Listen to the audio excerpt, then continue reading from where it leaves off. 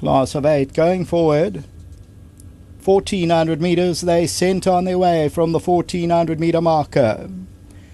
There two goes to the front, not quite there yet. Generate. Winter Retreat is just off them. On the outside of that, African Diva. Class of 8 now makes for the lead. Lady Sharon's on the outside. Then comes Star Vega. There's no real pace on at this stage. Leo Downs is towards the outside of runners. And then we drop him back to Roy's Novice. Blackberry Winter's about 8 or 9 lengths off the leader at this stage. And Winter Retreat has now found the rail. Class of 8 is the leader. Takes them to the 800 meter marker. Back in second, Lady Sharon. Generators at the rail third, and on the outside of that one, not quite there yet.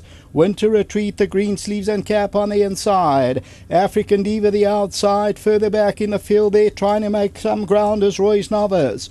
400 meters to go. Class of 8 still the leader. Generate. Winter Retreat between the two of them, still got 2 or 3 lengths to make up. On the out, still comes around them. On the outside, not quite there yet. It's still Class of 8 past the 200. Not quite there yet. Winter Retreat's making heavy work of it. Down the inside of Star Vega. Class of 8, Generate, not quite there yet. And on the inside of that, Star Vega. Star Vega comes good though, and Star Vega won it. Second will go to Class of 8, Winter Retreat.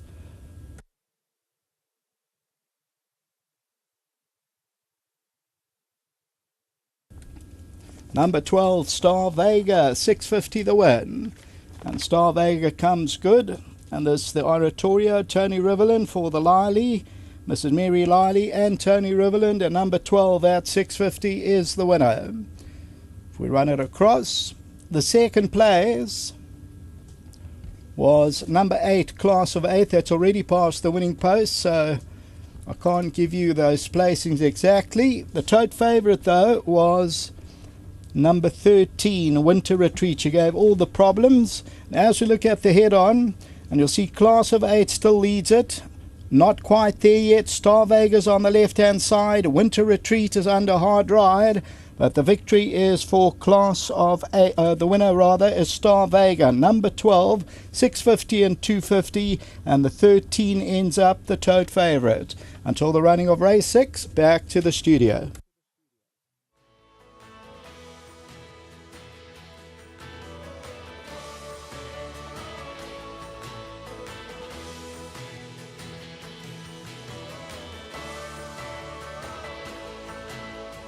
Number 12, Star Vega has come through in race number 5, the daughter of Oratorio, Tony Riverland and Mrs. Liley, also in partnership with the ownership here. Well done to Dr. Haynes, who bred this filly. And the debut was over 1,000 meters, and bold move from Tony. Usually not his style, but 1,400 first time out. You just said, let's go for it, because that's the trip that she's looking for. Yes, Dees, I wasn't worried about her not having done enough work at home. She tires up a lot. She suffers from chronic myositis. She's very difficult to train. She works twice a day. She's on all sorts of special diets and every trick we know to try to stop her tying up. But she's always typical had lots filly. Yeah, typical lady. Sure. I thought I knew how to fine-tune them. I'm still learning. You're too smooth, Tony. Yeah. But I must say, I knew she could run. You could see in her barrier trial she can run. She's worked with the good horses at home. But I was a little worried over 1,400 at Scottsville. You can see horses often don't travel first time over 1,400 meters. Polo didn't travel in the previous race. That's not the reason. He just ran a flat race. But this filly, Stu was at her. She wasn't traveling very well. But once she found her way up the straight, and I was happy that Stu went in. She had a clear run, no intimidation, and I could suddenly see 200 out that the front ones were starting to labour, and she'd most probably get up. Well done to my partner, Mrs. Liley. Obviously, well done to Ian Haynes. He's in New Zealand. He's emigrated to New Zealand, or he's certainly gone there for a while. He bred her. There's quite a few good horses in this family. And yes, I think she's got a future, Dees. I wish you all the best with that. Runner to come, comment? Oh, he's my best horse in the yard, Dees. I'm a bit worried that I dropped him to 1,200. I just didn't want to run him round the bend on the poly at this time of the year because we haven't rejuvenated it yet. It's very hot at this time of the year. He likes to be ridden cold. You get a bit of kickback, and I just felt that let me take a chance, drop in distance. He might be good enough. He's a really good horse, so we'll see today if Brandon seems to think I can get away with the 1,200, so I've gone for it.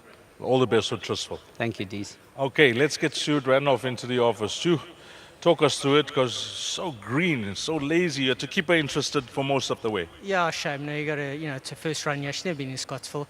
I must first of all thank Tony, and big thank you to Mrs. Liley for the support.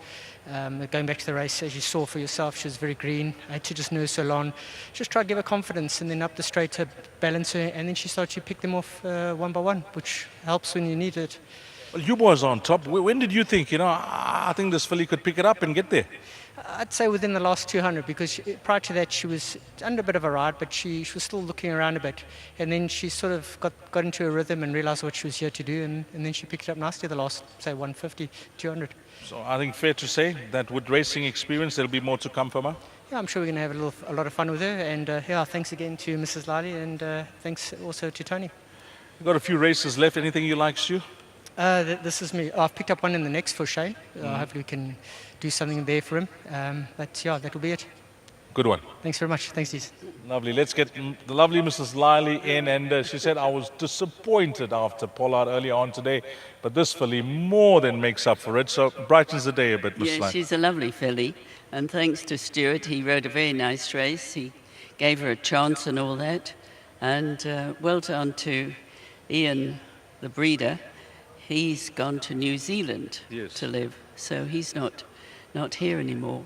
But anyway, well done, Tony, because he's had a difficult time with this filly.